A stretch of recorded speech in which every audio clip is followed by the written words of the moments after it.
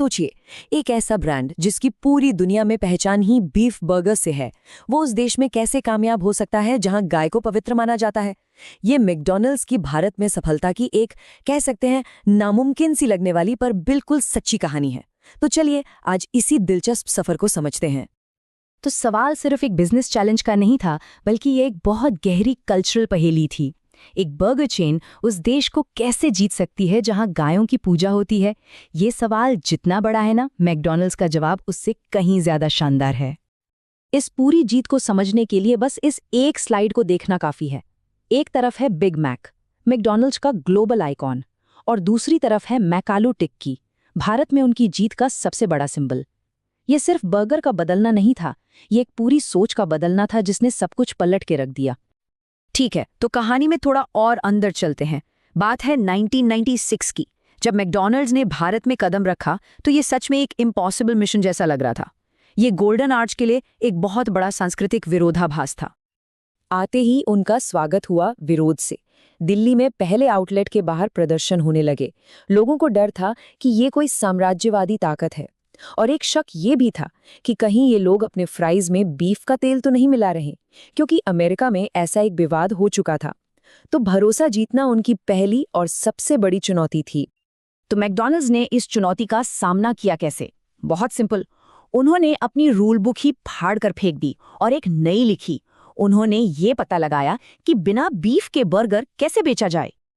और ये देखिए, ये आंकड़ा कमाल का है। उन्होंने अपने मेन्यू का 50% हिस्सा पूरा का पूरा शाकाहारी बना दिया।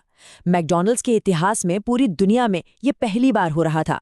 ये सिर्फ दिखावा नहीं था, ये बताता है कि वो यहाँ के कल्चर को लेकर कितने सीरियस थे। और ये सीरियसनेस सिर्फ मेन्यू तक नहीं थी, उन्होंने शुद्धता का ध्यान रखने के लिए हर मुमकिन कोशिश की। वेज और नॉनवेज के लिए बिल्कुल अलग किचन, तलने के लिए अलग तेल, तैयारी के लिए अलग टेबल। कमाल की बात तो ये है कि उन्होंने दुनिया की पहली एगलेस म्योनीज भी बनाई और जैन ग्राहकों के लिए बिना प्याज लहसुन के ऑप्शन भी दिए। और फिर आया उनका मास्टर स्ट्रोक, मैकालू टिक्की बर्गर। ये सिर्फ एक आलू की पैटी नहीं थी, ये एक वेस्टर्न बर्गर और भारतीय स्ट्रीट फूड आलू टिक्की का जबरदस्त संगम था। लोगों ने इसे हाथों हाथ लिया और देखते ही देखते कंपनी की कुल बिक्री का 25% हिस्सा इसी से आने लगा। लेकिन मेन्यू में बदलाव ही पूरी कहानी नहीं है। मैकडॉनल्ड्स की सफलता का असली राज तो पर्दे के पीछे था, एक ऐसी नींव पर जिसे उन्होंने एक भी बर्गर बेचने से बहुत पहले बनाया था। जरा इस टाइमलाइन को देखिए। पहला स्टोर खुला 1996 में, लेकिन तैयारी शुरू हो गई थी 1990 में ही। मतलब पूरे 6 साल का खामोश काम। गुजरात में सही तरह के आलू उगाने के लिए मिकिन के साथ पार्टनरशिप करने से लेकर सही लोकल पार्टनर ढूंढने तक सब कुछ पहले से प्लान किया गया। धैर्य ही उनकी असली स्ट्रैटेजी थी। और ये तो बिल्कुल गेम चेंजिंग था। उन्होंने भारत में एक कोल्ड चेन क्रांति ला दी। उस जमाने में भारत में ये कॉन्सेप्ट लगभग था ही नहीं। मतलब खेत से लेकर रेस्टोरेंट तक हर चीज को एक ठंडे, कंट्रोल्ड तापमान पर रखना ताकि क्वालिटी एकदम टॉप क्लास रहे, ये एक बहुत बड़ा काम था। उन्होंने सिर्फ बाहर से सामान इंपोर्ट नहीं किया, बल्कि यहीं पर एक पूरा मेक इन इंडिया इकोसिस्टम खड़ा कर दिया। लेट्यूस उगाने के लिए त्रिकाया एग्रीकल्चर से लेके चीज बनाने के लिए डायनामिक्स डेयरी तक उन्होंने लोकल सप्लायर्स को इंटरनेशनल स्टैंडर्ड तक पहुंचने में मदद की और उन्हें नई टेक्नोलॉजी दी। चलिए अब देखते हैं कि ये सब जमीन पर कैसे उतरा। उनकी विस्तार की स्ट्रैटेजी भी बहुत अनोखी थी। ये कहानी है दो अलग अलग पार्टनर्स की, जो हमें स्ट्रैटेजी और टकराव दोनों का एक बड़ा सबक सिखाती है। तो हुआ ये कि भारत को 2 हिस्सों में बांट दिया गया। नॉर्थ और ईस्ट की कमान मिली विक्रम बख्शी को, जो रियल एस्टेट और सरकारी दांव पेच के माहिर थे, और वेस्ट और साउथ का जिम्मा मिला अमित जातिया को, जो एक शाकाहारी परिवार से आते थे और बिजनेस में मुनाफे को वापस इन्वेस्ट करने पर यकीन रखते थे। 2 अलग लोग, 2 बिल्कुल अलग सोच। और इन दोनों की सोच का नतीजा जमीन आसमान का फर्क था। नॉर्थ और ईस्ट में सालों तक कानूनी लड़ाइयां चलती रहीं, जिससे ग्रोथ रुक गई। वहीं वेस्ट और साउथ में अमित जातिया के अंडर में स्टेबल ग्रोथ हुई। मैकैफे जैसे नए आइडियाज आए और कंपनी स्टॉक मार्केट में भी लिस्ट हो गई।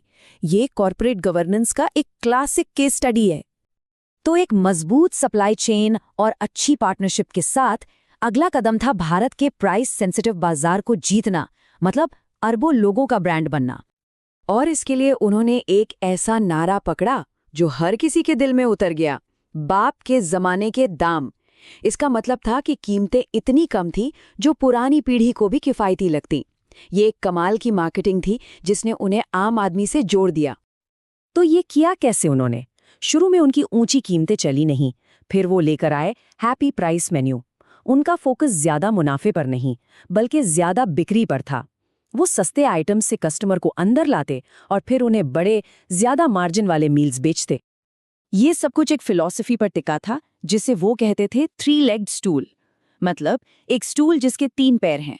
पहला पैर कॉर्पोरेशन, दूसरा फ्रेंचाइजी और तीसरा सप्लायर्स। उनका मानना था कि अगर ये तीनों मजबूत रहेंगे और मिलकर काम करेंगे तभी बिजनेस भी खड़ा रह पाएगा।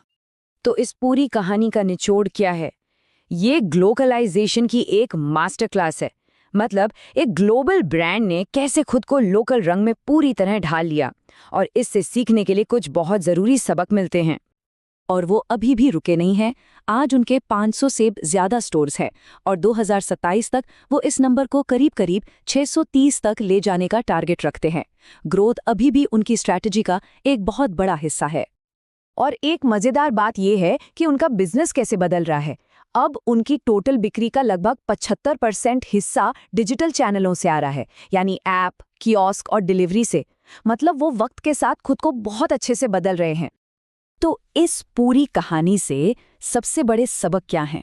पहला, सब्र का फल मीठा होता है। दूसरा, बदलना ही जिंदा रहना है। तीसरा, अपने पार्टनर्स के साथ मिलकर वैल्यू बनाओ। चौथा, मुश्किलों में टिके रहना ही जीत है। और पांचवा, हर नया कदम डेटा और कस्टमर की समझ पर आधारित होना चाहिए। मैकडॉनल्ड्स ने जीतने के लिए अपने सबसे जरूरी प्रोडक्ट बीफ बर्गर को ही छोड़ दिया। ये हमें सोचने पर मजबूर करता है, किसी भी फील्ड में सफलता पाने के लिए हमारा नो बीफ मूव क्या हो सकता है। वो कौन सी बड़ी चीज है जिसे हम अपने लक्ष्य तक पहुंचने के लिए बदलने को तैयार हैं? चैनल पर नए हो तो लाइक करें, कमेंट करें और सब्सक्राइब करें ताकि मुझे मोटिवेशन मिलता रहे वीडियो बनाने का।